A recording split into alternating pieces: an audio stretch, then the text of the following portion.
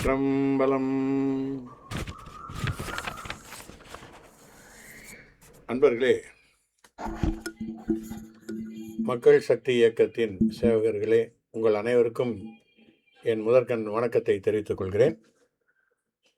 அண்ணாமலை தம்பி துவங்கியுள்ள மக்கள் சக்தி இயக்கம் மிக பெரிய அளவில் வளர்ந்து தமிழ்நாட்டின் நிர்வாகத்தை ஏற்கும் நிலை மிக குறுகிய காலத்திலேயே வரும் என்பதை மிகவும் தீர்க்கமாக கூறுகிறேன்.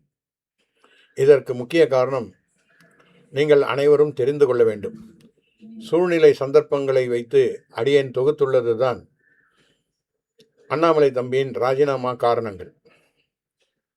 இது அத்தனையும் சூழ்நிலையில் வைத்து நான் ஊகித்தவைகளே, எதையும் ஆதாரமாக கொண்டு நான் சொல்லவில்லை. உங்கள் அனைவருக்கும் என்னை பற்றிய சிறு அறிமுகம் இங்கே மிக முக்கியம். நான் 74 வயது வழக்கறிஞன்.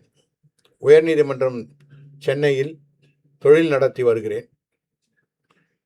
கடந்த 1991 ஆண்டு துறைமுகம் தொகுதி பாஜக வேட்பாளனாக போட்டியிட்டிருக்கிறேன். 40 ஆண்டுகளுக்கு மேல் பாஜகவில் தீவிர தொண்டனாக பணியாற்றி வந்தேன். 2000 ஆண்டு முதல் தீவிர அரசியலில் இருந்து சற்று விலகி இருந்தேன். இன்று நடைமுறை அரசியலில் தேவை ஏற்பட்டிருக்கிறது. அதனால்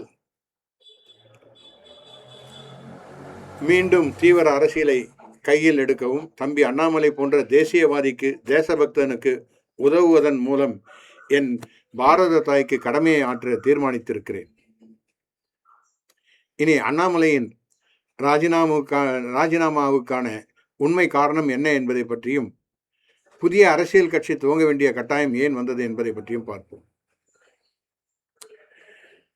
உங்கள் அனைவருக்கும் தெரியும், அண்ணாமலை தம்பி பாஜக மாநில தலைவராக பொறுப்பேற்றதும் எத்தனை உத்வேகத்துடன் கடமையாற்றினார் என்பது உங்களுக்கு அனைவருக்கும் தெரியும். தம்பிக்கு ஊழல்வாதிகள் தான் ஜென்ம விரோதிகள் என்பதை அவர் வெளிக்கொண்டு வந்த பல திமுக ஊழல்வாதிகளின் ஆதாரத்துடன் கூடிய மோசடிகள், அதில் மக்கள் பணம் பல ஆயிரம் கோடிகள் சுரண்டப்பட்டவை போன்ற தடயங்கள், போலீஸ் ஃபைல் 1, போலீஸ் ஃபைல் 2, 3 என்று அவர் வெளிக்கொண்டு வந்த பல மோசடிகள் பாஜகவால் மூடி மறைக்கப்பட்டது.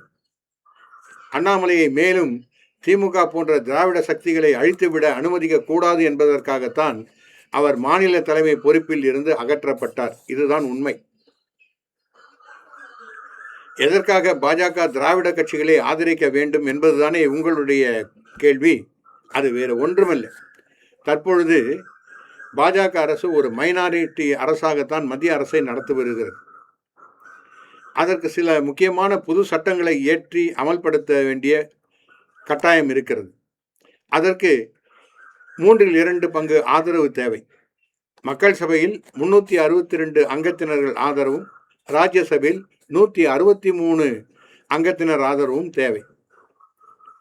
பாஜகவிற்கு 240 மக்கள் சபை உறுப்பினரும் 113 ராஜ்யசபை உறுப்பினரும் உள்ளனர். இது போதாது. ஆகவே டிஎம்கே, ஏடிஎம்கே, நேஷனலிஸ்டிக் காங்கிரஸ், அது மாதிரி மற்ற எல்லா கட்சிகளோடும் சேர்ந்து அது டிஎம்கே, ஏடிஎம்கே போன்ற தேச விரோத கட்சிகளின் ஆதரவு இருந்தால் 3/2 பங்கு கிடைக்கும் என்ற நோக்கத்திற்காக இந்த தீய சக்திகளை தங்கள் கூட்டாளிகளாக சேர்த்துக்கொள்ள பார்க்கிறது. அதுக்கு பேர் இனிமேட்டு வைக்க போறாங்களாம், என்டிஏ சூப்பர் அப்படின்ட்டு வைக்க போறாங்களாம். அதுல இந்த தீய சக்திகள் எல்லாம் கூட கூட்டாளிகள்.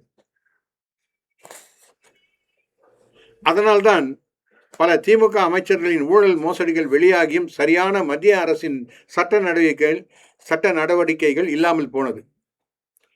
இன்று திமுக அரசு 2021 2026 வரையில் 6 லட்சம் கோடி அளவிற்கு மக்கள் மேல் வரி சுமையை ஏற்றிவிட்டது.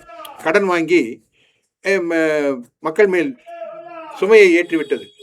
இதை கண்டிக்க வேண்டியது யார்? யார் கண்டிப்பார்கள்? வாங்கிய பணத்திற்கு கணக்கு சொல்லு என்று கேட்க வேண்டியது யார்? இதெல்லாம் நடக்கிறதா?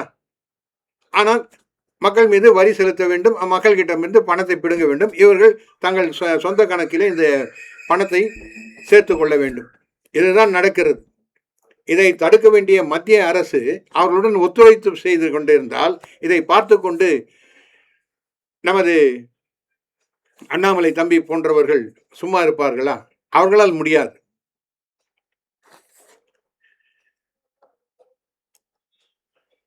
இதனால்தான் பாஜகவின் அண்ணாமலை அகற்றல் முடிவின் முக்கிய காரணமாக அமைந்தது. எங்கே போனது பாஜகவின் தேசப்பற்று? மக்கள் பணம் கபலீகரம் செய்த திராவிட கட்சிகளின் கூட்டு தன்னை தேச விரோத கட்சி என்றும் பாஜகவிற்கு ஏன் தேவை?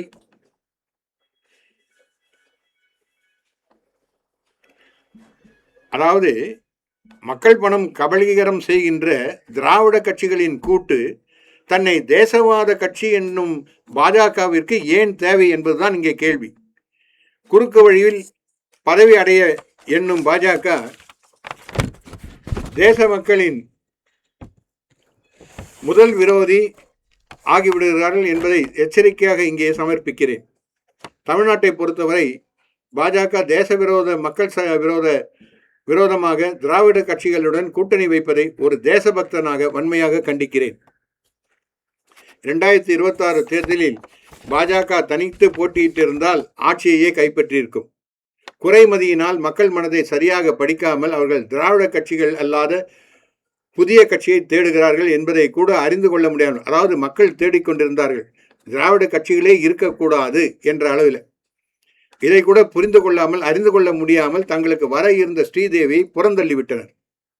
இன்னும் பாஜக போலி தேசியவாதிகளிடம் நம்பிக்கை வைத்து தமிழ்நாடு மாநில பொறுப்பை அவர்களிடம் விட்டு வைத்தால் வெகு விரைவில் முடிவுரை பாஜகவிற்கு தமிழ்நாட்டில் எழுதப்பட்டுவிடும் என்பதில் ஐயமில்லை.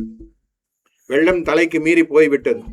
இனி ஒன்றுதான் பாக்கி உள்ளது, அது ஒப்பாரி மட்டுமே என்று கூறி இத்துடன் நிறைவு செய்கிறேன். வாழ்க பாரதம், ஜெய் ஹிந்த், வந்தே மாதரம். திருச்சிற்றம்பலம்.